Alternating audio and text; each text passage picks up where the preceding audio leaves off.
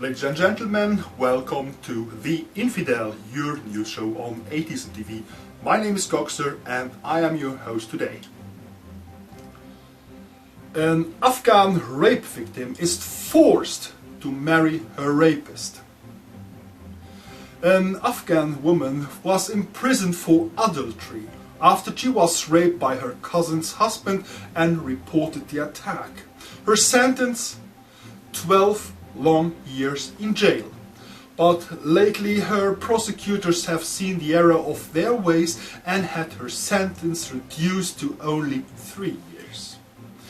One reason for the incomplete leniency is that she had not reported the rape quickly enough and therefore deserved to be incarcerated.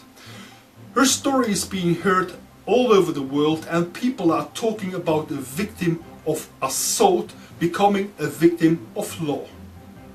The 20-year-old woman named Gulnaz was attacked 2 years ago and a baby girl was born following the rape. Because of the dishonor of sex outside the marriage, she has been offered the opportunity to marry her cousin's husband and legitimize her daughter in the eyes of the Afghan society. In Ohio, both atheist and the pastor of a local Christian church seem to agree in some points.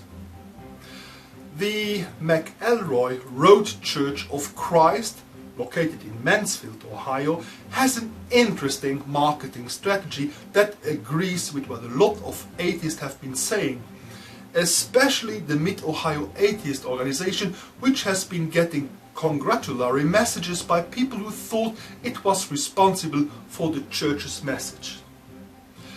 You see, the McElroy Road Church posted 6 billboards around the Richland country and even rented a digital sign with the following messages: "There is no God," and "Don't believe everything what you hear." Strangely enough, the company responsible for putting up the billboards had just rejected a similar sign by the Mid-Ohio Atheist Organization because its inflammatory nature would no doubt be considered offensive to much of the community and would be harmful to the company's reputation and the community's goodwill toward it.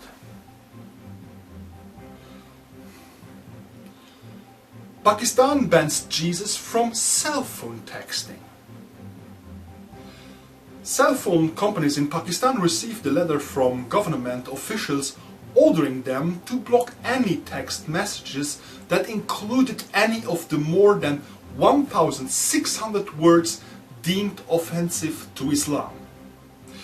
The list contains Jesus, Satan, Christ, nude, and athlete's foot. Nearly 2/3 of the banned words are in English while the rest in Urdu, Pakistan's official language.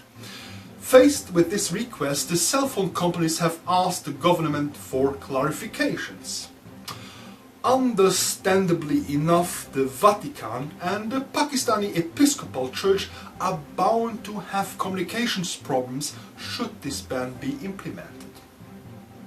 John Zakir Nadim, Secretary of the Episcopal Conference, Commission for Social Communication, said he and his staff would do everything possible to put pressure on the government to eliminate Christ's name from the list, adding that he understood the desire to protect the minds of young people by creating a list of obscene words. Pope Benedict XVI warns African against witchcraft. Upon his arrival in Africa on November 19, Pope Benedict XVI praised marriage but warned Catholics against the dangers of witchcraft.